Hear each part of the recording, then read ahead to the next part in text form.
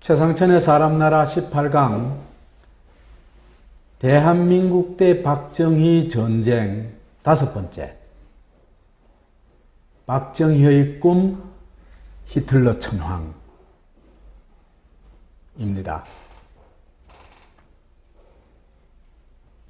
박정희 시대를 알자면은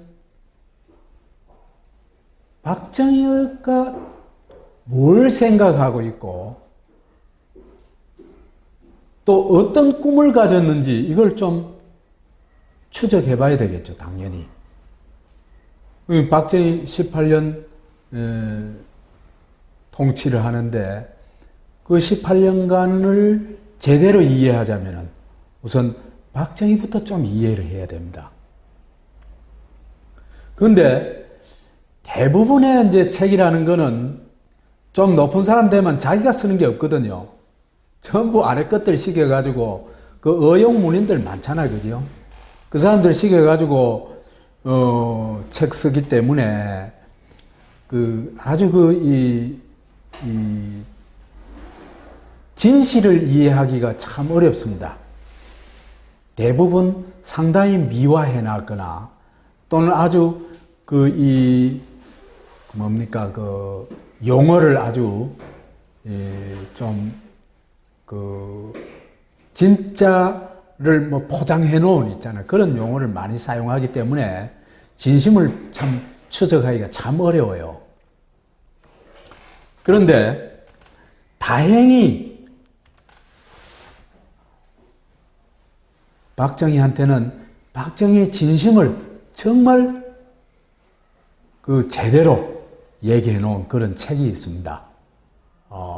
국가와 혁명과 나라는 책인데 이게 1963년 9월이니까 이제 이 권력 잡고 이제 거의 이제 이 자신감을 가지고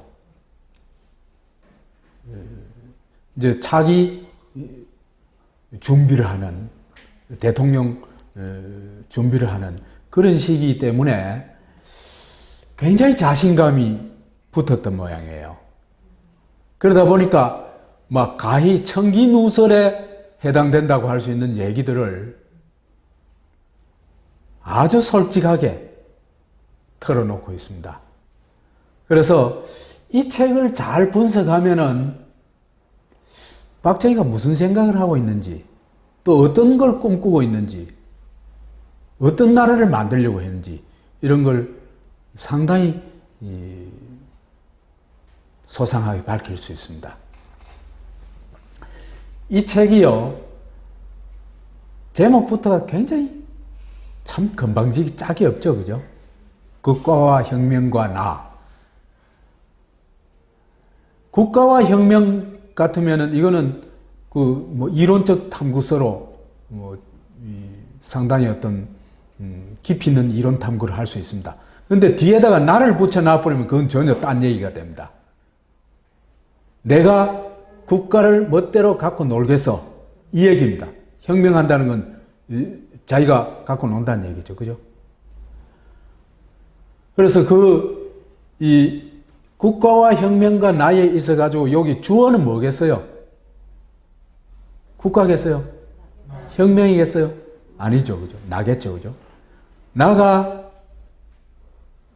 주어고, 혁명은 동사고, 국가는 목적어겠죠, 그죠? 그래서 그걸 풀자면은 나가, 왜 좀 잘나는 사람들 내가 가지도 안 하고 나가 이카죠, 그죠? 나가 대한민국을 엎어버리겠어, 이 뜻입니다. 국가와 혁명과 나라는 말이에요. 그리고 그 책의 내용은 바로 요겁니다. 그래서 그 내용이, 그죠? 이제 살펴보면 참 놀라운 내용들이 많이 있습니다. 우선 한 구절을 읽어봅시다. 이 혁명은 정신적으로 주체의식의 확립 혁명이며 사회적으로 근대화 혁명이며 경제적으로는 산업혁명인 동시에 민족의 중흥 창업혁명이며 국가의 재건혁명이자 인간개조, 즉 국민개혁혁명인 것이다. 이런 혁명 들어본 적이 있습니까? 대단하죠, 그죠? 그러니까 몽땅 다 바꿔버리겠다 이 얘기입니다. 그리고 내가 다 만들겠다 이 얘기입니다. 그죠? 그래서 참 이게 굉장한 얘기인데, 인간을 바꾸고 국가도 바꾸고 산업도 바꾸고 민족도 바꾸고, 그죠? 다른 곳에 가보면 사상도 바꾸고 역사도 바꾸고 지가 다 바꾸겠다는 겁니다. 이렇게 봤을 왜 이런 얘기를 할까? 지금까지 한국은 쓰레기통이다 이 얘기죠, 그죠? 그렇죠? 그래서 이런 초대형 혁명은 아마도 하나님의 천지 창조, 인간 창조 이후에 최고의 사변이 아닌가, 그래 얘기를 할 수 있습니다.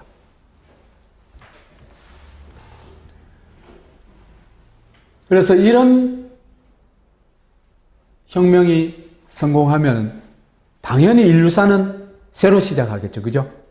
신인류사가 될 겁니다. 뭐까지 고치겠다? 인간까지 바꿔버리겠다 그랬죠, 그죠? 그러면은 호모 사피엔스의 역사는 끝나고 호모 뭘지 모르지만 여하튼 호모 뭐의 시대가 온대. 그거는 뭐 두말할 나위 없이 호모 꼬봉의 시대입니다.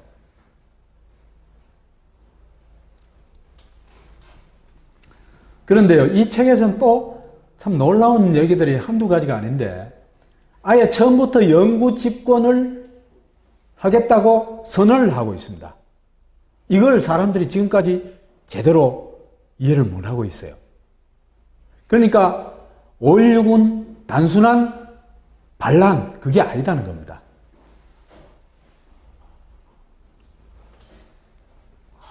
이런 얘기를 하고 있습니다.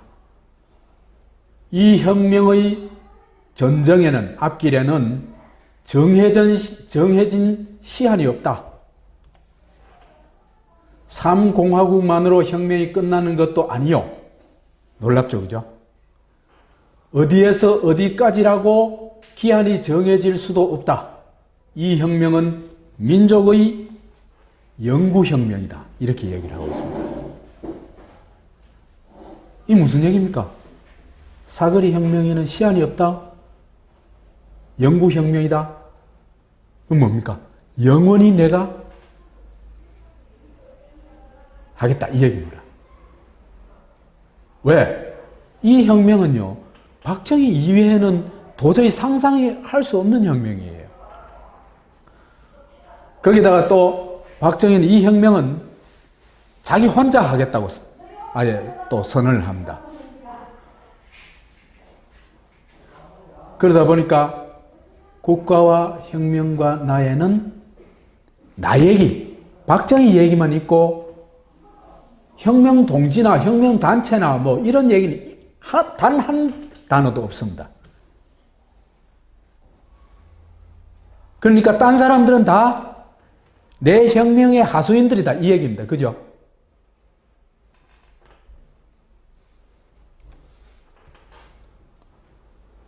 그래서 박정희는 이런 슈퍼혁명을 혼자 하겠다고 선언을 합니다. 그 핵심이 뭐냐 하면요, 이제 차차 얘기하겠지만 대한민국을 천황국가로 바꾸겠다는 얘기입니다.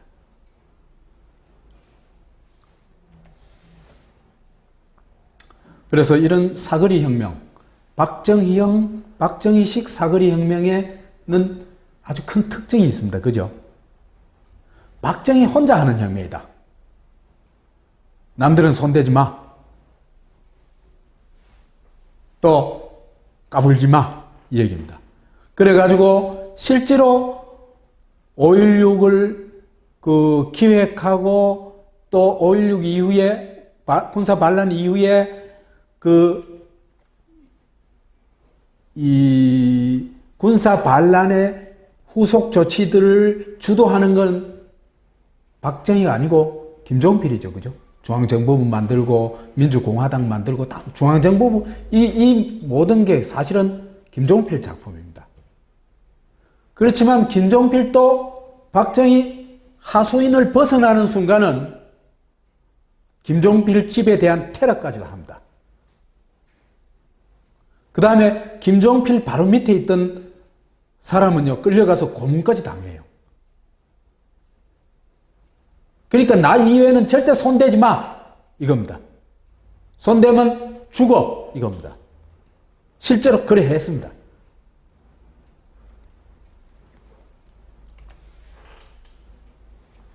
그 다음에 사거리 혁명이 보여주듯이 이란 그 이름을 붙인 이유가 여기 있죠. 뭐든지 바꾼다는 겁니다. 인간, 민족, 사상, 국가, 산업, 역사 이 다 바꾸겠다.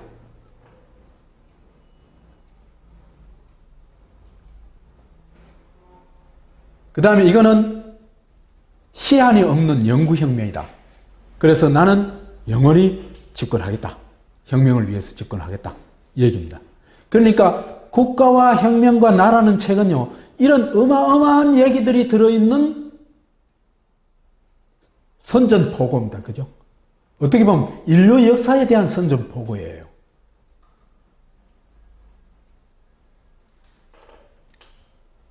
그런데 이 사거리 혁명에도 핵심이 있습니다. 핵심. 두 가지가 있는데 하나는 사람, 인간을 개조하겠다는 거고 또 하나는 국가를 개조하겠다는 건데 그 중에서도 제일 중요한 게 뭘까? 인간 개조입니다. 사람을 개조하겠다.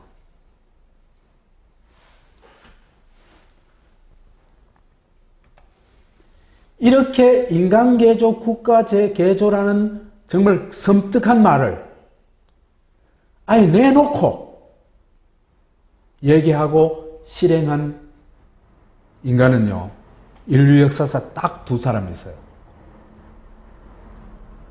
자랑스러운 한국인 두 사람, 김일성과 박정희입니다. 인간 개조란 말은 이건요, 정말 입에 담을 수 없는 얘기죠, 그죠? 국가 개조는 그래도 얘기할 수 있어요, 그죠? 인간을 개조하겠다는 이 얘기는 아무리 지독한 파시스트라도 대놓고 이런 얘기는 하지를 못합니다. 기껏해야 어느 정도입니까? 유태인에 대한 정오감을 부추기는 정도입니다. 그죠? 히틀러가 그랬죠, 그죠? 그러니까 김일성과 박정희가 어떤 수준의 사람인지 잘 보여주는 겁니다. 그리고 이게 구호로만 그친 거, 얘기로만 그친 게 아니고 실제로 성공을 했어요. 인간 개조, 국가 개조에. 그래가지고 상두의 개조가 이루어진 체제를 결국 만들어냅니다. 그게 유신체제와 유일체제죠. 그죠? 두 놈이 손을 잡고 만들어냈죠. 그래서 유신이, 유일이, 상두이가 탄생합니다.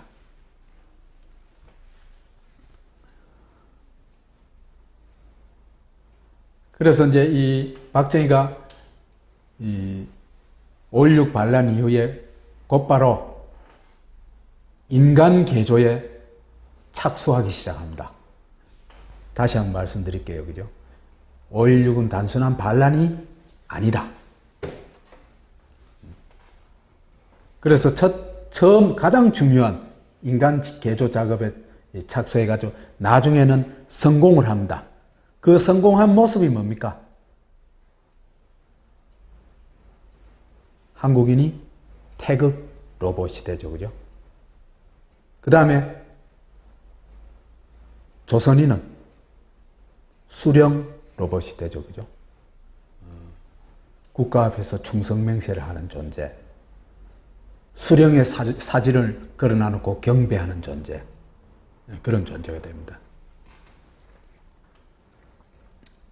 그래서 인간개조의 핵심 캐치프레이즈가 뭐냐 하면은 알아서 기는 인간으로 만들어라는 겁니다.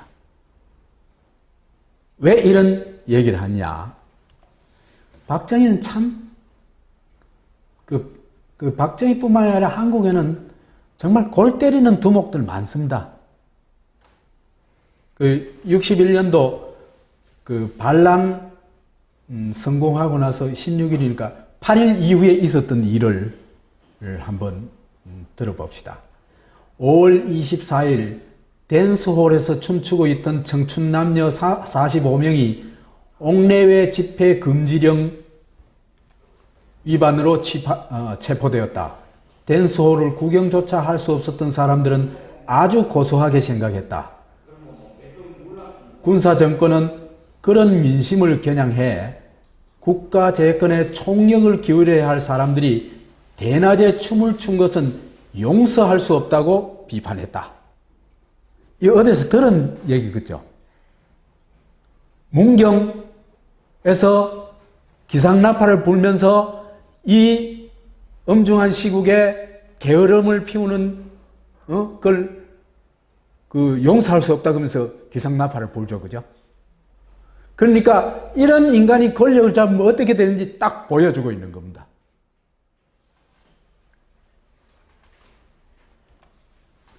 그래서 남의 자유는 절대로 눈 뜨고 볼 수 없는 사람, 이런 사람 있어요, 그죠?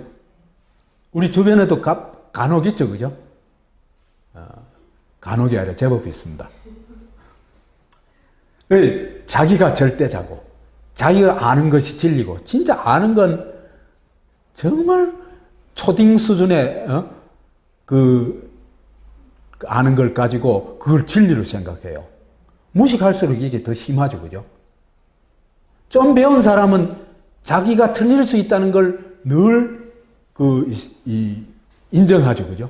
그 다음에 남이 나하고 다른 생각을 가질 수 있다는 걸 인정을 하죠. 그런데 자기가 우물한 개구리처럼 자기가 아는 것이 전부라고 생각하는 사람은 그건 불가능합니다. 그 다음에 자기가 우주의 기준이라고 생각하는 사람들입니다. 박정희가 딱 그런 사람이래요. 그래서 박정희는 그죠?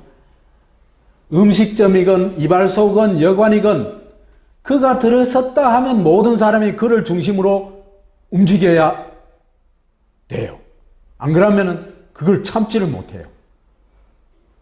그런 증언을 하고 있어요. 이게 얼마나 가혹했으면요. 이런 이현란이 이 박정희를 떠나면서 3년간 같이 살았는데 그 중에 막 밥 먹듯이 가출을 했죠, 그죠? 그러다 결국은 못 견디고 가출했다 잡혀오고 이랬는데 못 견디고 이제 완전히 떠나죠, 그죠?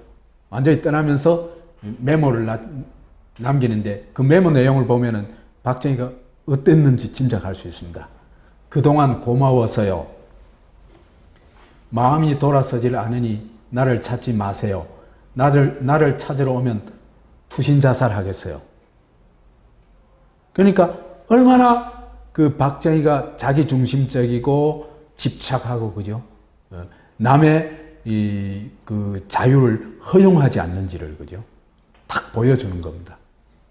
그래 못 견디는 거죠.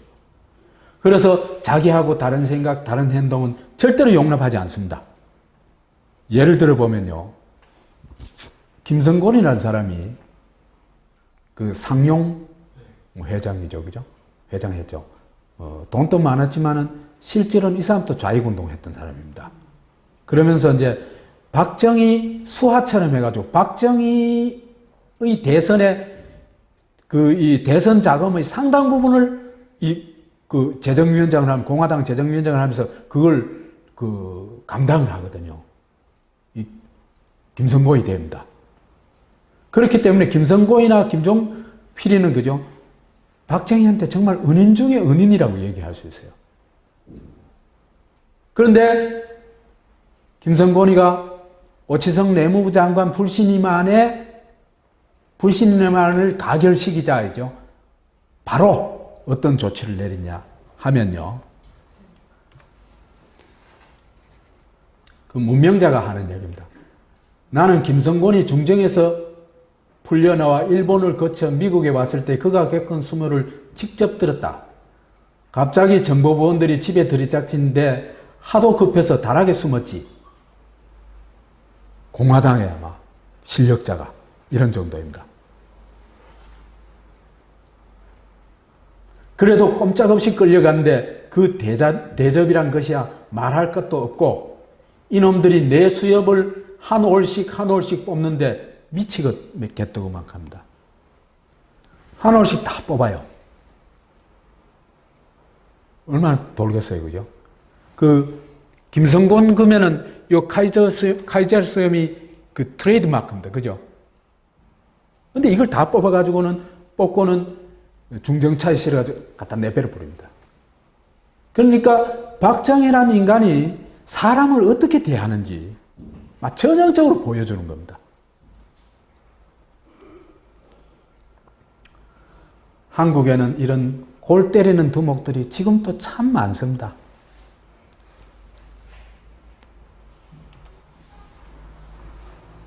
가장, 사장, 교장, 이사장, 총장, 회장, 그죠? 그 다음에 코메리카 총독들, 그 다음에 김일성 3대, 이 사람들 보면 이런 사람들이 굉장히 많죠, 그죠? 자기가 법이고 진리인 사람. 그래가지고 남의 자유를 절대로 용납하지 않는 사람. 이런 명문가, 말하자면 두목을 대대로 배출하는 명문가가 한국에 있어요. 그죠? 4대 명문이 있어요, 한국에. 하나는 박근혜의 유신가문, 그죠? 그 다음에 이재용의 이재용의 삼성가문, 그 다음에 방상훈의 조선일보, 그죠? 방시조선가문, 그 다음에 북에 있는 유일가문. 이게 말하자면 4대 두목가문이라고 할 수 있습니다. 이 두목은요, 신성불가침의 권력을 가지고 있는 사람들입니다.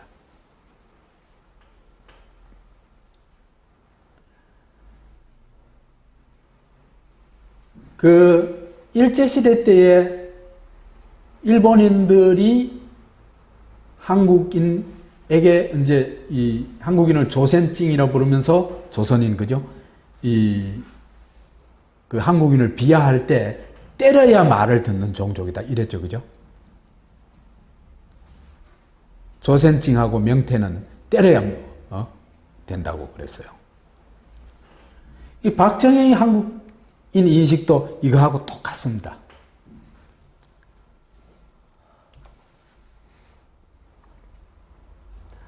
조선 사람은 풀어놓으면 지 잘났다는 것뿐이고 지 멋대로가 아닙니까?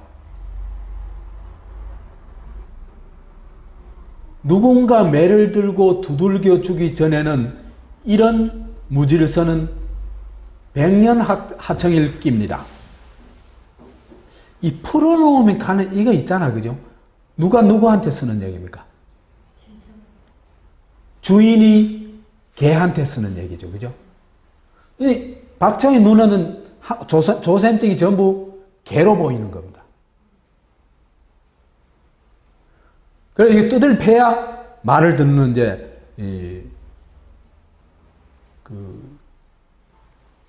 말을 듣는다는 얘기입니다. 또 그대로 했죠. 박정희는 자유롭게 눈뜨고 못 보는 인간이다. 두들겨 패서라도 상명하복 질서를 만들어야 직성이 풀린 이 사무라이 스타일입니다.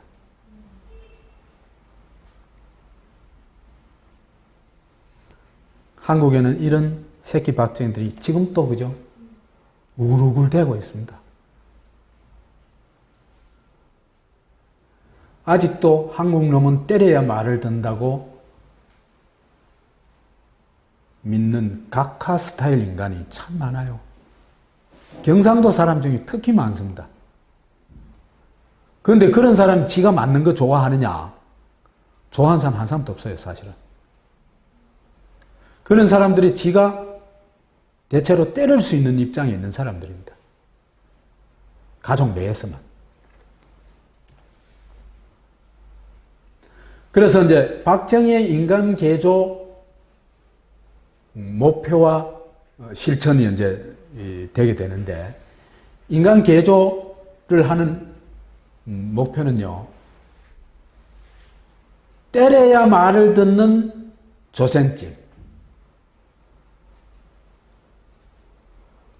에서 1차적으로는 안 때려도 말을 잘 듣는 인간으로 바꿔야 됩니다. 그죠? 안 때려도 말을 잘 듣게 하는 방법이 뭐가 있을까?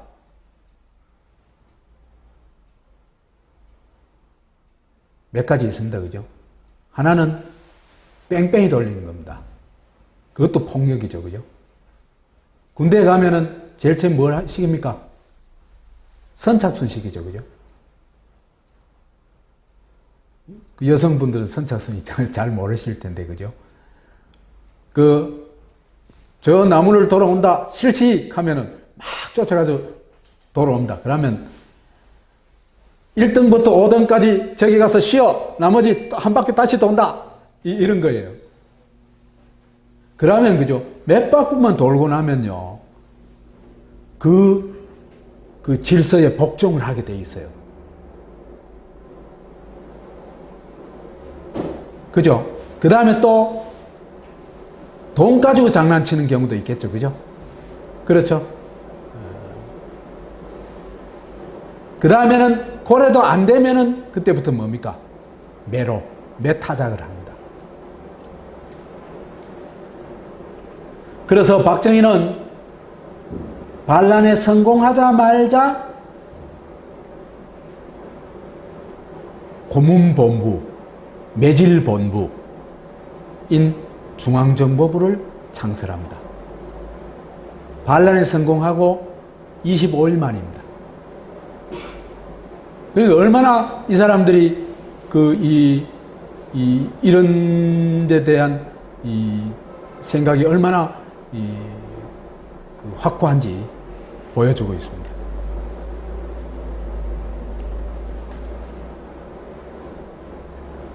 그래서 이 고문이요, 어느 정도였느냐 하는 걸 이제 보여주는 사례가 하나 있는데요. 사례가 뭐 수없이 많지만 그 중에 이제 하나를 뽑아보면요. 68년도에 김종필이 죽이기 위해 가지고 복지의 사건 하는 걸 만듭니다. 이건 뭐 완전 조작된 사건입니다. 물론 두말할 데 없이. 근데 복지의 사건에서 김종필의 오른판이고 공화당 원내 총무, 요즘 말하자면 원내 대표까지 지낸 사람을 이 복지회 사건의 주모자로 이제 만들어냅니다. 그러니까 같은 당이고 뭐고 아무 관계 없습니다. 박정희는 나한테 걸거치면은 그거는 그냥 조지는 겁니다. 그래서 복지회 사건은 정치적 이유로 전현직 의원들을 고문한 최초의 일이었다. 몇 차례 의원들에 대한 협박과 테러는 있었지만 고문은 김용태 의원, 최영두 전 의원이 처음이었던 것이다. 최 전 의원은 심신의 타격을 회복하지 못한 채 3년 또 못 가 타계하고 말았다. 3년 못 가 죽습니다. 하도 당해나누니까. 국회의원을 이런 지경으로 고문으로 죽일 정도니까 그럼 뭐 더 말할 거 없겠죠. 그죠? 이 자기의 정치적 아버지라고 할 수 있는 정구영도 혹독하게 당합니다. 용서가 없습니다. 예외가 없습니다. 박정희한테는. 이게 사실상 고문치사입니다. 그죠? 이후에 고문당한 국회의원이 확실하게 고문당한 사람만 해도 20명이 넘습니다. 국회의원 20명 그러면요, 국회의원 총수가 그때 당시 200 몇십 명 됐어요. 국회의원의 10분의 1이 고문을 당한 겁니다.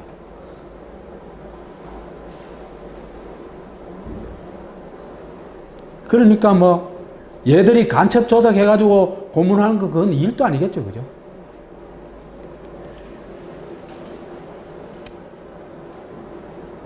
그 다음에 사람을 이렇게 이제 고문을 통해 가지고 자기의 목소리는 절대로 낼 수 없는 사람, 그죠? 뭘 스스로 생각하고 행동하게 되면 곧바로 어떻게 돼요? 고문을 당하죠, 그죠? 그러면 그 공포 때문에, 그죠? 아예 생각 자체를 스스로 단절하게 됩니다, 그죠? 왜? 그 생각하면 괴롭고, 자칫 잘못하면 죽고, 나만 당하는 게 아니고 온 가족, 친구까지 다 당하니까, 그죠? 그래서 이제 이런 고문본부를 통해 가지고 한 10년 정도 되면요, 사람이 개조되게 되어 있습니다. 아무도 객소리 못하게 되어 있습니다. 그런 과정에서 민주화 운동을 한 사람들은요, 그죠? 정말 그 자체만으로도 높이 평가해야 됩니다.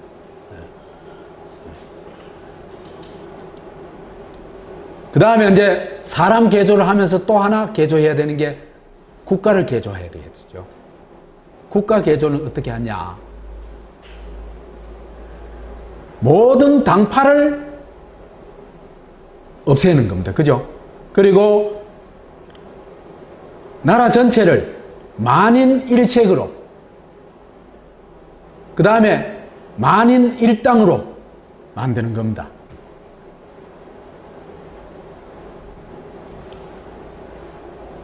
우선 박정희는, 그죠? 한국을 너무나 증오했어요. 막 정말 그 증오심이 불타올라요, 박정희가.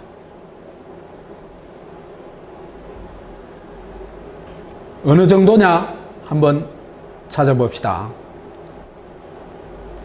우리의 반만년 역사는 한마디로 말해서 퇴행과 조잡과 침체의 영세사였다.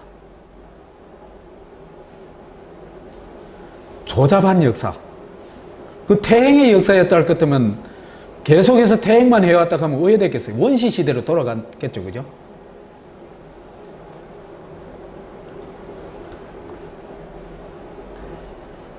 우리의 당파와 상쟁에 관한 것이다. 세계에서도 드물 만큼 소아병적이고 추잡한 것이다.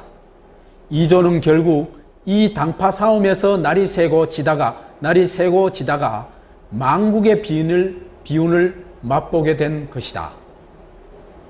당파 싸움을 망국의 원인이라고 보고 있습니다. 그죠? 그리고 당파 싸움을 거의 증오하고 있어요. 그죠?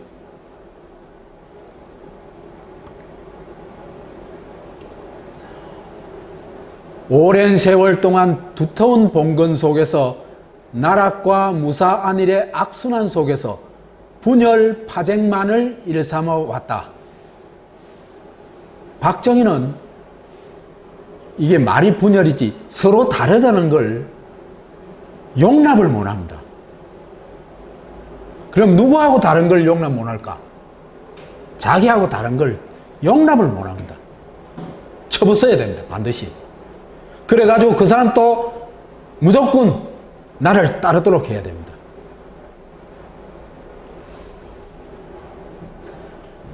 단 한 번 국가다운 국가를 세워보지 못하였음이 오늘날까지 우리 역사다.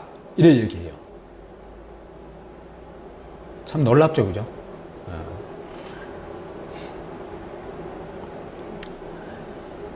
그래서 우리 역사를 어떻게 인식하느냐? 이 모든 악의 창고 같은 우리의 역사는 차라리 불살라 버려야 옳은 것이다. 이래 얘기를 합니다. 그럼 조선증은 뭡니까? 때려야 말을 듣는 천하의 추잡한 인종이고, 한국의 역사는, 한국 사회는 죽으나 사나 당파 싸움만 하는 종족이고, 그 다음에 그렇기 때문에 한국의 역사는 악의 소굴이고, 그렇기 때문에 그건 불살라 버려야 된다, 이 얘기입니다. 그러니까 이런 생각을 가지고 있으니까 아까 얘기했던 사거리 혁명 얘기가 나오는 거죠. 그죠?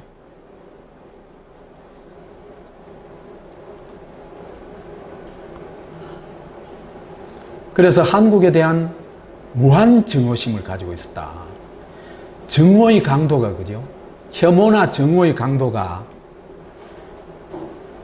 니폰진의 100배도 넘어요. 일본 사람들 이렇게 증오 안 했어요, 한국. 정말이에요. 일본 사람들, 대다수 일본 사람들은, 그죠? 한국에서 굉장히 친절했다 그래요. 한국을 폄하하고 혐오하고 그런 발언을 한 사람 거의 뭐 별로 없다 그래요. 물론 구국주의자들은 그랬겠죠, 그죠? 그런데 그 사람들에 비해서 너무나 증오하고 있죠, 한국을. 그래서 한국인은 당파 싸움으로 나를 세는 삼류 양아치 집단이고, 한국은 단 한 번도 국가다운 국가를 세워보지 못한 양아치 국가이고, 그래서 박정희 눈에는 고구려, 신라, 백제, 고려, 조선 이런 나라는 국가도 아니라는 겁니다.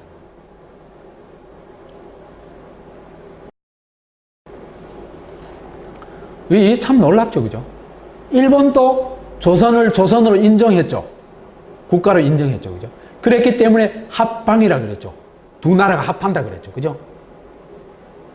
근데 박정희는 조선을 아예 국가 취급도 안 합니다.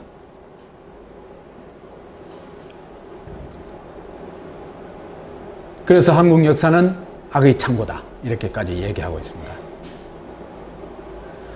그래서 슈퍼 니혼진, 오카모토 미노루의 눈에 비친 조선증은 뭐냐, 조선증과 그들의 나라는 뭐냐, 딱 두 가지 얘기로 압축됩니다. 때려야 말을 듣는, 조선증은 때려야 말을 듣는 종족이다. 그렇기 때문에 내가 때려주겠다. 말을 들을 때까지 때려주겠다. 그래서 중앙정보부를 만들고, 중앙정보뿐만 아닙니다, 그죠? 보안대, 수도사령부, 수도경비사령부, 각 경찰, 검찰, 이 전부 고문했습니다.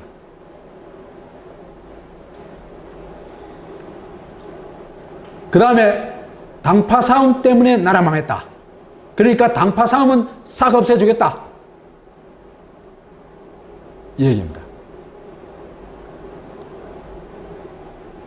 그래서 박정희의 생각에 따르면요, 조선은 절대로 일본이 침략해서 망한 나라가 아니고 당파 사부 때문에 망했습니다. 그죠?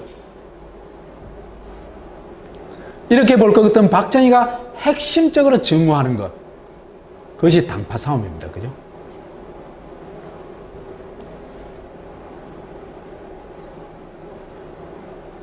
그래서 당파 싸움은 만국의 역사, 지역의 역사를 만든 근원이라고 욕을 하고 있습니다. 근데 사실은요, 이 당파 싸움이야말로 그 당대 5, 6세기에는, 그죠? 또는 조선 후기까지도 그래 얘기를 할 수 있습니다. 당파 싸움이야말로 전근대 국가에서 가장 수준 높은 싸움의 방식이었습니다. 대부분 싸움, 무슨 싸움을 했습니까? 중세 기독교 사회에서 당파 싸움 하는 게 가능해요? 애초에 불가능하죠, 그죠? 왜? 절대 진리에 대한 무조건 복종만이 있기 때문에 거기는 당파라는 것 자체가 형성될 수가 없습니다. 그죠? 기독교와 다른 사고방식 자체를 용납을 안 했죠. 그렇기 때문에 여기에서는 할 수 있었던 건 뭡니까? 전부 칼싸움밖에 안 했죠. 그러니까 서양 유럽 역사를 보면 그건 완전 전쟁의 역사입니다. 일본도 마찬가지였죠, 그죠? 근데 조선은 정말 유유작적하게 칼싸움 대신 말싸움을 했습니다. 이게 조선이 격조가 높은 왕조인 것입니다. 이유입니다.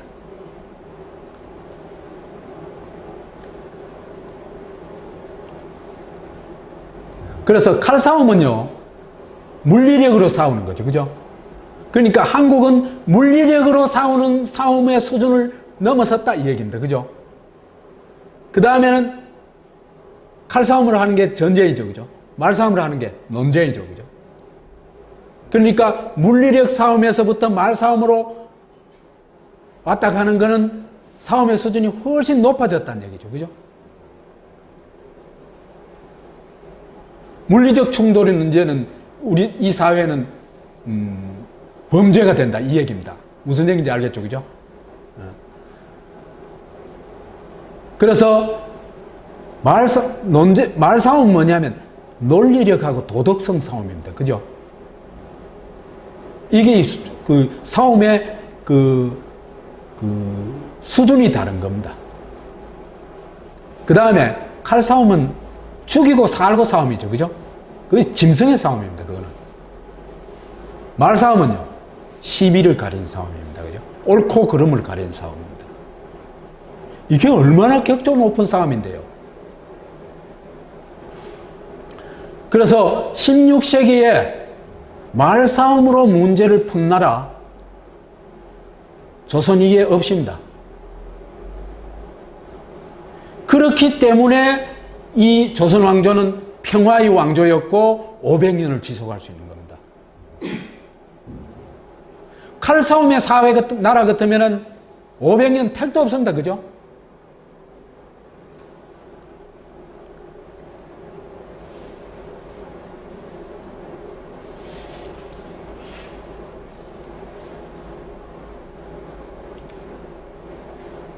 막 이런 건 전쟁과 논쟁 이런 건 생략하고, 근데 실제로요, 당파 싸움이 나라를 망쳤다. 그건 말도 안 되는 거짓말입니다. 사실은요, 당파 싸움이 없어져서 나라가 망했습니다. 이거 우린 정말 너무 거꾸로 알고 있어요. 왜? 뭐에 세뇌되어 있습니까? 당파 싸움은 나쁜 거다. 그죠? 이게요, 인간을 말살하는 논리입니다.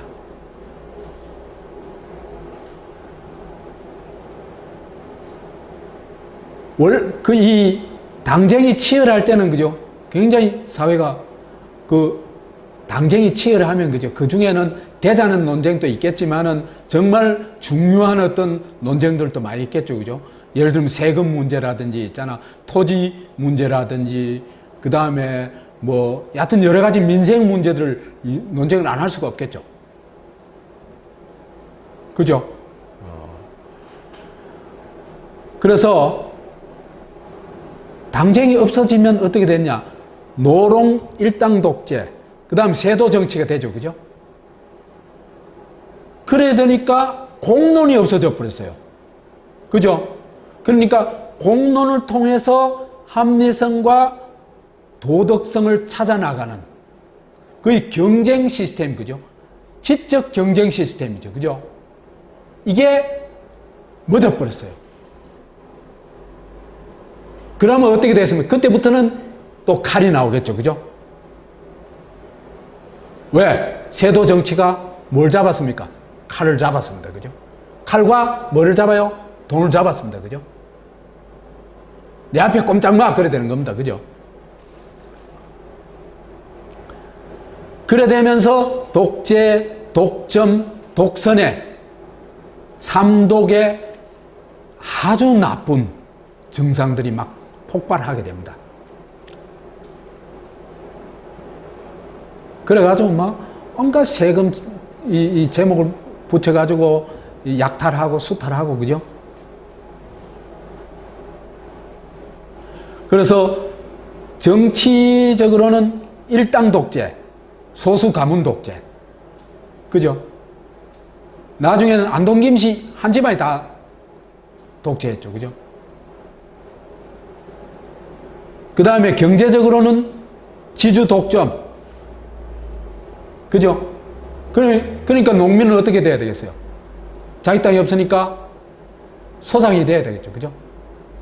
그러면 자기 농사 지어가지고 반 뺏기고 반 가지고 먹고 살아야 되죠. 거기다가 온갖 세금 다 감당해야 되죠. 견딜 수가 없겠죠. 그죠? 그 다음에 이념적인로는 성리학 도구마. 그 대자는 있잖아요. 그죠? 묘제를 어떻게 하느니, 상복을 어떻게 하느니, 제사를 어떻게 지내느니 말이죠. 그 대출을 어디에 놓느니, 이런 것 가지고 생발광을 한 겁니다. 인생하고는 아무 관계도 없는 것들 하고 가지고. 그래서 열린 경쟁사회에서 폐쇄적 독점사회로 가버리니까, 그죠? 그 사회가 오래 견딜 수가 없겠죠. 그래서 이런 나라가 되니까 이 독점 세력들은, 그죠? 자기의 이익을 놓치지 않기 위해서 외세하고도 반드시 손을 잡겠죠. 그죠? 누구하고 손을 잡으려고 할까? 제일 강한 놈하고 손 잡으려고 그러겠죠. 그렇죠. 그죠?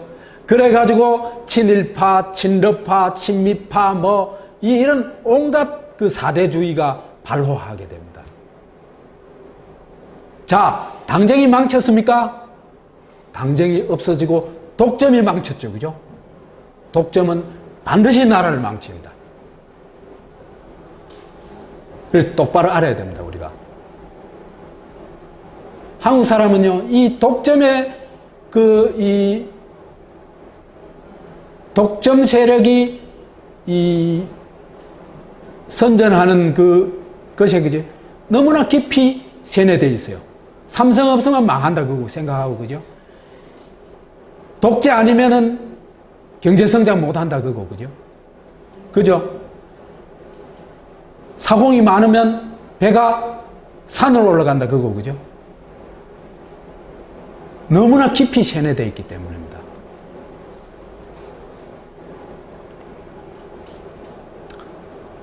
그런데 왜 일본과 박정희가 당파 싸움에 대해서 이렇게 입에 거품을 물고 증오했을까?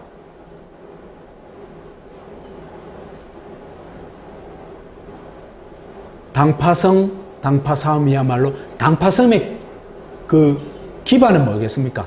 개인성, 주체성, 이런 거죠. 그죠? 자기들 나름대로 자기들의 어떤 가치관, 이익, 사상, 이런 걸 추구하는 거죠. 그죠? 이건 전부 개인성과 주체성이 전제되는 개념들이죠. 그렇죠? 그렇기 때문에 당파성과 당파싸움이라는 것은 민주주의와 열린 사회의 가장 중요한 필수품입니다. 이거 없으면 민주주의 불가능합니다.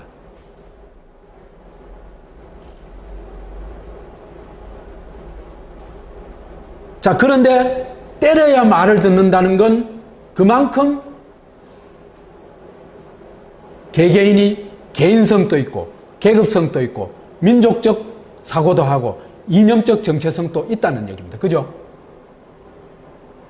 때리니까 어쩔 수 없이 내 앞에 장사 없으니까 따라가긴 하지만은, 그죠? 나는 내 생각대로 하고 싶고 내 식으로 살고 싶어, 이 얘기입니다. 그죠? 박정희가 이런 사람을 증오하게 돼 있죠. 그죠? 왜? 내 멋대로 할 수 없으니까, 이런 사람들한테는. 그렇게 볼 것 같으면은 10인 10색이라는 것은, 그죠? 최고의 당파성이고 최고의 이 주체성이라고 얘기할 수 있어요. 개개인이 자기의 주체성을 다 가지고 있다, 이 얘기입니다. 그죠? 그렇죠? 나는 나야 하는 게 조선인이다, 이런 얘기입니다. 우리는 일본인이야, 그건 일본인이고, 그죠? 나는 나야 하는 게 조선인이다, 이 얘기입니다. 이게 얼마나 대단한 겁니까?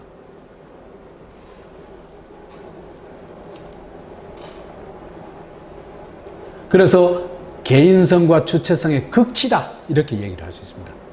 이건 굉장한 우리 민족의 자산이다 이렇게 볼 수 있습니다. 이게 왜 이렇게 됐는지에 대해서는 설명하자면 참 길어집니다. 여하튼 유교적 그 선비 정신이 굉장히 중요한 역할을 했다는 것만 얘기할 수 있습니다.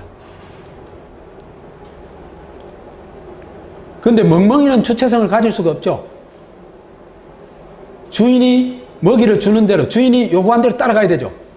그거 안 따라가면 어떻습니까? 멍멍탕 갑니다. 그죠? 그죠? 인간이 얼마나 그러냐 하면요. 이 애완견들이 있잖아요. 그죠? 애완견의 마지막 코스는 뭡니까? 유기견이죠. 그죠? 그렇죠. 그죠? 애완견의 마지막 코스는 유기견입니다. 대다수 애완견들이. 그 중에는 이제 멍멍탕으로까지 가는 경우도 있고, 그죠? 안 가는 경우도 있고.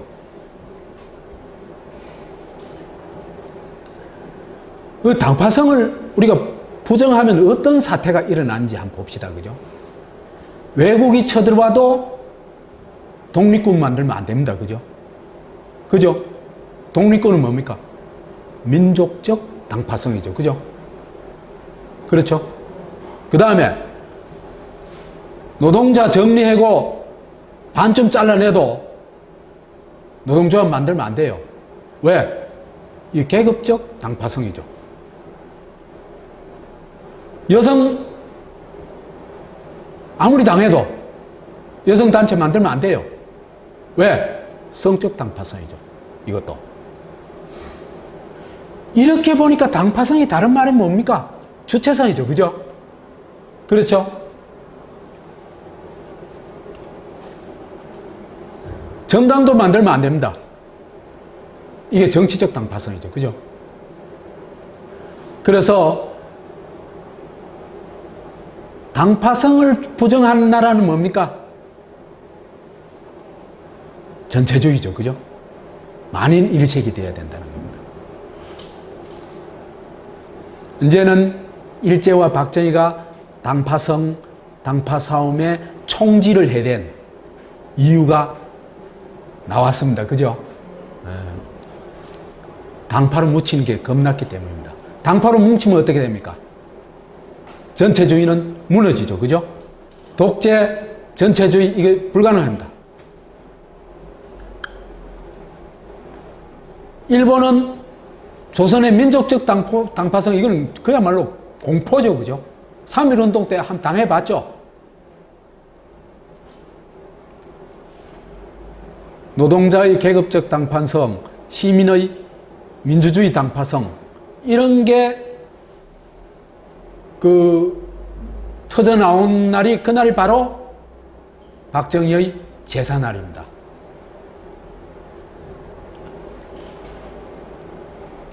당파성을 악마로 몰아간 이유는 여기 있다. 왜? 당파성과 주체성, 개인성, 당파성, 이런 것이 독재 체제의 최대의 적이기 때문에 그렇습니다. 그런데 아직도 한국 사람들은 이런 사무라이 역사관에 빠져있는 사람들이 참 많죠. 그죠? 특히 어디에 많습니까? 경상도. 많습니다. 사실은요, 조선왕조는 그 시기에 있어서 인류국가예요. 요즘 좋아하는 말로 초인류국가였어요. 초인류국가. 이건 너무 긴 주제니까 생략하고 요거 한 가지만 얘기합시다. 미국 부통령을 지낸 코어라는 사람이요. 고어라는 사람이 한국에 와가지고 이런 얘기를 했어요. 어떤 얘기를 하냐 하면은 인류는 한국인에게 두 가지의 빚을 지고 있다 그랬어요. 뭐냐면 인쇄술의 빚, IT 산업의 빚. 그래가지고 한국이 13, 14세기에는 세계 인쇄술을 주도했고 그때는 있잖아요. 그죠? 지금까지 여러 가지 여론조사가 있는데 그 중에서 인류사에 가장 큰 공헌을 한 사람 여론조사를 해보면요. 구텐베르그가 1위로 나와요. 많은 곳에서. 그만큼 인쇄술이 중요했다는 얘기죠. 그죠? 그러니까 이 시기에는 조선이 세계를 완전히 선도합니다. 그런 면에서. 한글이 나온 것도 그렇고요.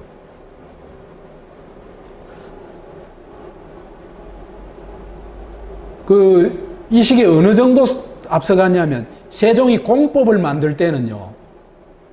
요즘 말하자면 국민투표까지 합니다. 놀라운. 그래서 이런 가정을 해볼 수 있습니다. 만약에 세종 때부터 한글을 국어로 사용했다면 16세기 정도에 가면요.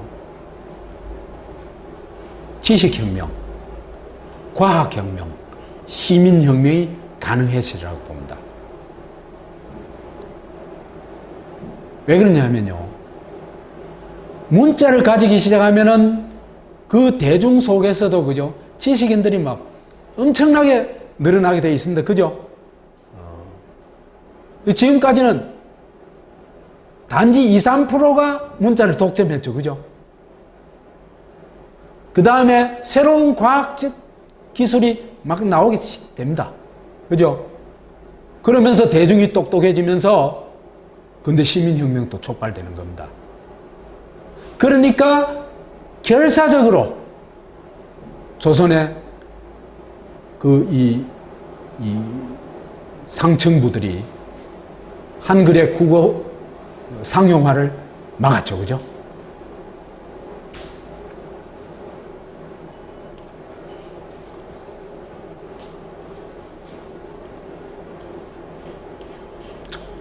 이건 해당하는데 너무 기니까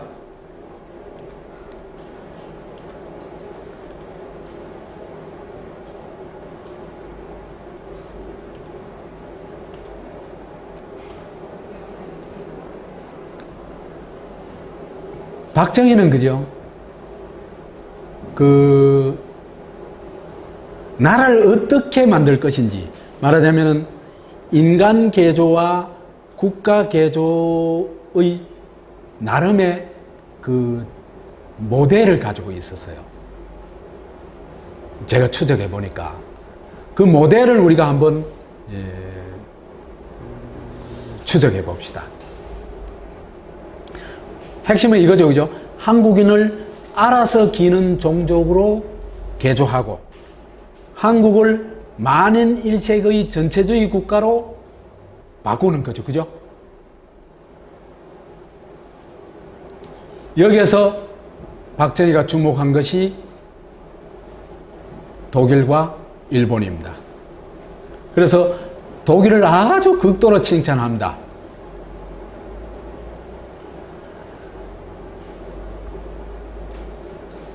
이래 얘기를 해요.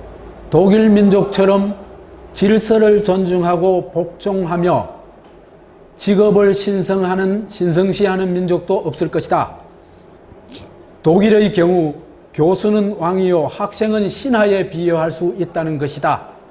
학원의 질서가 이러니 타 부분은 가히 짐작할 수 있는 일이다. 이래 얘기를 할 수 있어요.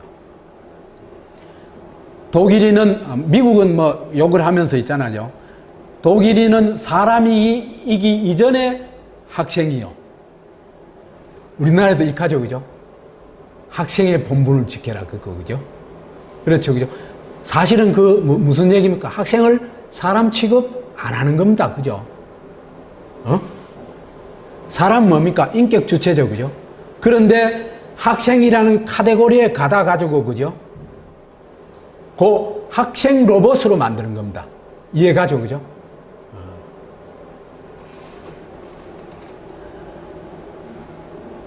학생이요, 하사관이요, 개원이라는 것이다. 그러니까 어떤 전체의 한 나사구시를 한다 이 얘기입니다. 그죠?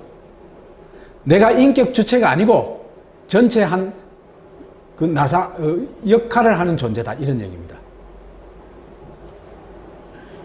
이게 전체주의 관점이죠. 그죠? 이러한 국가관이나 사회의 윤리 또는 그러한 철학은 벌써부터 유전되어 오는 게르만 민족의 신앙이라고 할 수 있는 것이다. 참으로 명석하고 분별 있는 민족성이다. 이런 얘기를 하죠. 무슨 얘기입니까? 전체주의야말로 아주 좋은 거다. 그런 얘기죠. 그죠?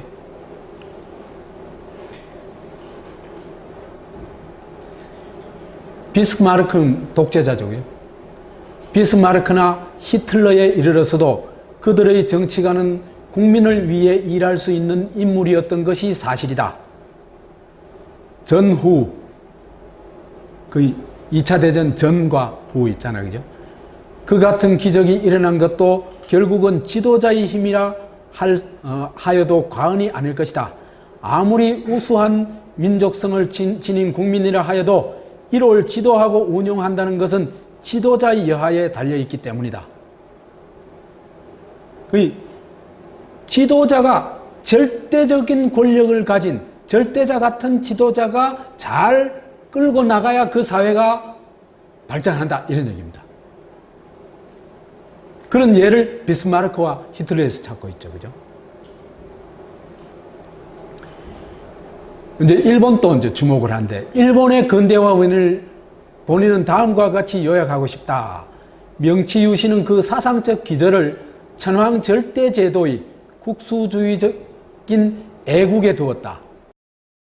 천황주의와 애국주의에 둔 겁니다. 그죠? 천황에 대한 천황 절대 권력과 일본 국민은 황국 신민으로서 국가에 대한 무조건적인 충성을 하는 이 조합이야말로 일본이 근대화할 수 있었던 힘이다. 이런 얘기입니다. 이것도 일본식 전체주의죠. 그죠?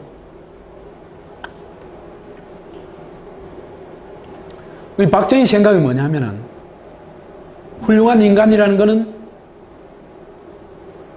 전체주의 질서에 순응하는 인간, 또 전체주의적 질서를 가지고 있는 민족이 훌륭한 민족입니다. 그래서 그런 예를 독일로 꼽아놓은 거죠. 그죠? 그런 반면에 미국식 개인주의, 자유주의, 민주주의는 뭐 거의 혐오합니다. 그 다음에 훌륭한 국가는 뭐냐? 절대 권력을 가진 국가입니다. 비스마르크, 히틀러, 제도적으로는 천황제도, 그죠? 이런 겁니다.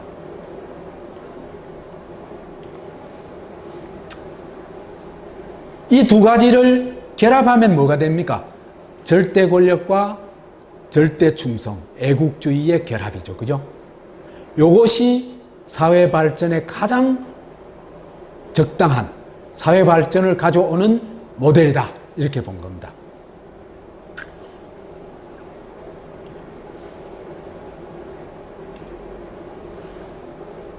그런데 박정희와 히틀러는요, 같은 점도 있고 다른 점도 비슷한데,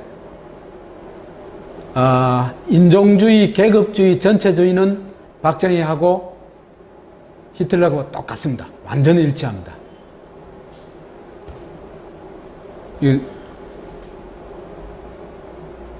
그래서 이제 그런데 아주 정반대되는 것도 있어요. 히틀러는 자기 민족이 세상에서 제일 우수하다. 아주 방방 뛰죠, 그죠? 그래서 아리안족의 어떤 제3세계, 아리안족은 세계를 지배하는 민족이라고 호언장담을 합니다. 그런데 박정희는 어때요? 거꾸로죠, 그죠? 자기 민족을 세상에 둘도 없는 추잡한 종족으로 낙인 찍어 놨습니다. 앞에 쭉 보니까 그렇죠, 그죠? 그래서 박정희의 꿈이 뭐냐? 일본 같은 바지저고리 천황이 아니고 히틀러 같은 절대 권력을 진짜로 행사하는 천황 제도를 추구했다. 이렇게 볼 수 있습니다. 그래서 박정희는 일제시대부터 천황 절대주의의 꿈을 가지고 있었다. 아까 그거 봤죠, 그죠? 그렇기 때문에 당파 싸움을 하는 한국을 증오했죠, 그죠? 왜? 만인 일색이 안 되니까, 그죠? 그래서 박정희는 한국과 한국인을 게르만과 일본으로 섞어놓은 그런 것으로 개조하려고 했는데, 제도적으로는 절대 권력이란 면에서는 히틀러를 선호했고, 그 절대 권력을 보장하는 제도로서는 천황제를 선호했죠. 그죠? 그렇죠? 그래서 히틀러 같은 천황이 되고 싶었던 겁니다. 이것이 박정희가 추구한 꿈의 모델이다. 이렇게 볼 수 있습니다. 그래서 박정희는 인간개조를 하고, 인간개조에 성공했죠. 그죠? 한 10,000분의 1 정도의, 한국인의 10,000분의 1 정도가 겨우 유인물 좀 뿌릴 수 있는 정도의 저항을 했지, 그 이후엔 저항을 못했습니다. 왜? 나만 망하는 게 아니고 내 주위까지 다 완전히 수류탄을 던져버리니까.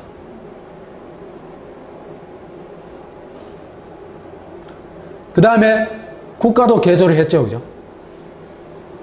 그래서 체육관에서 대통령을 뽑고, 국회의원 또 3분의 1 지가 임명하고, 법관 또 지가 임명하고, 혼자서 그 모든 권력을 행사할 수 있는 그런 시스템을 만들었죠. 그래서 진짜로 신의 지위, 천황의 지위에 올라갑니다. 그게 유신체제죠. 그죠? 참, 이래 보면요, 참, 역사라는 게 좀 허무해요. 5.16 일어나고 불과 11년 5개월 만에, 그죠?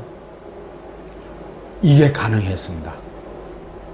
참 무섭죠, 그죠? 이런 게 가능하려면 최소한도 한 반세기는 걸려야 되는 거 아니에요?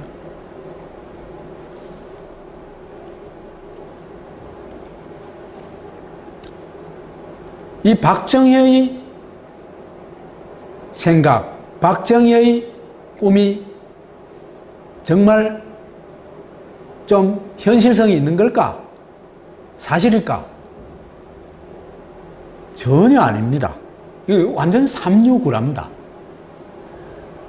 이게 박정희가 꿈꿨던 건 사실은 망하는 길입니다. 히틀러 천황제는 망하는 길이에요. 독일과 일본은 성공한 나라가 아닙니다. 그죠? 잿더미가 됐죠. 그 다음에 그들이 일으킨 전쟁으로, 그죠? 6천만이 죽습니다.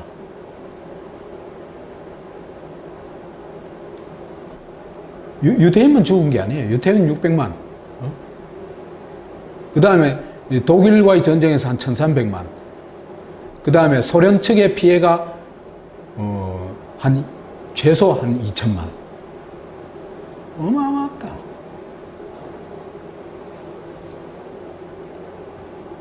그래서 독일과 일본의 얘기는 성공신화가 아니고 사실은 재앙의 표병이다. 이래 얘기를 할 수 있습니다. 뿐만 아니라 전체주의 독재는 반드시 망합니다. 일시적으로 성공한 것 같아도.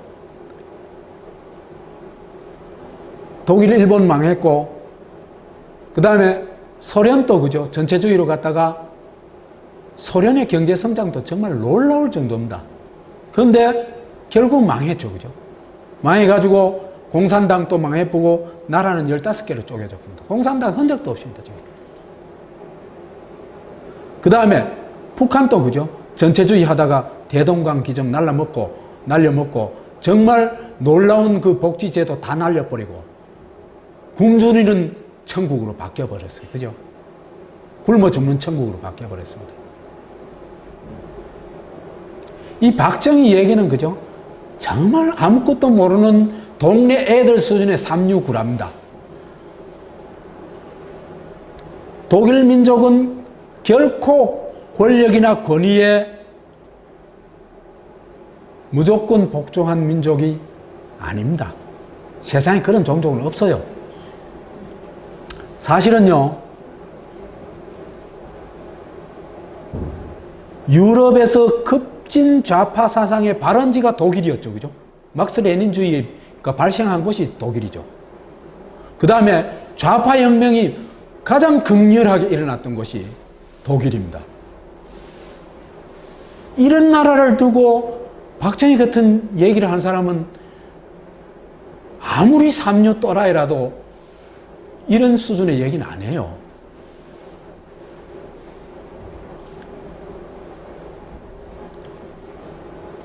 박정희가 찬양하는 히틀러의 제3제국은 위대한 독일이 아니라 진짜 미친 제국이었습니다. 그냥.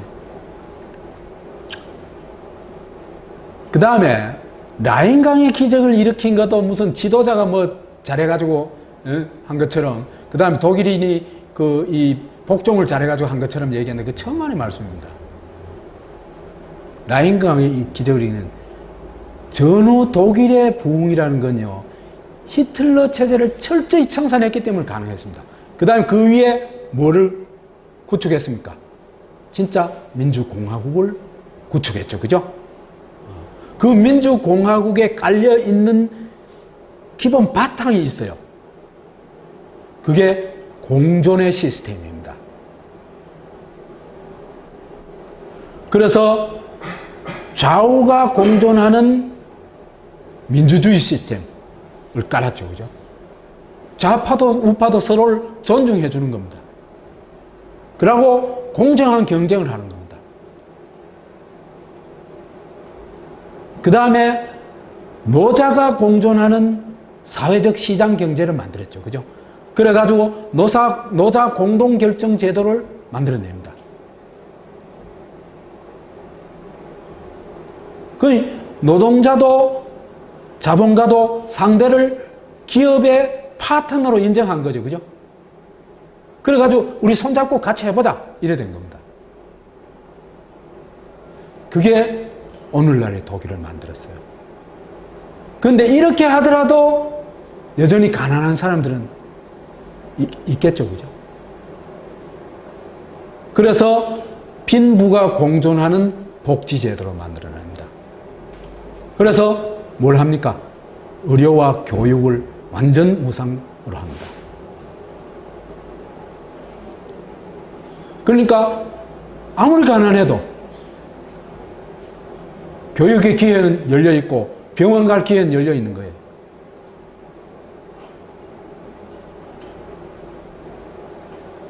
이렇게 되니까 정말 혁명적 변화가 일어납니다.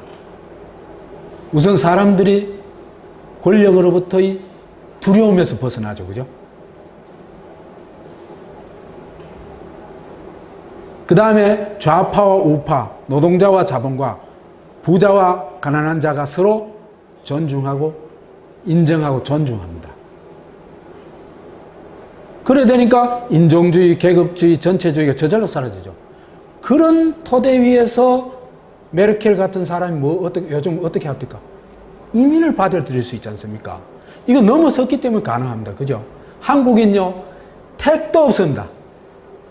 베트남 난민이 제주도 앞에 오면요, 절대 우리 바다로 못 들어오도록 아마 그 해양 경비정을 그 앞에 갖다 세워 놓을 겁니다. 제 말 과합니까?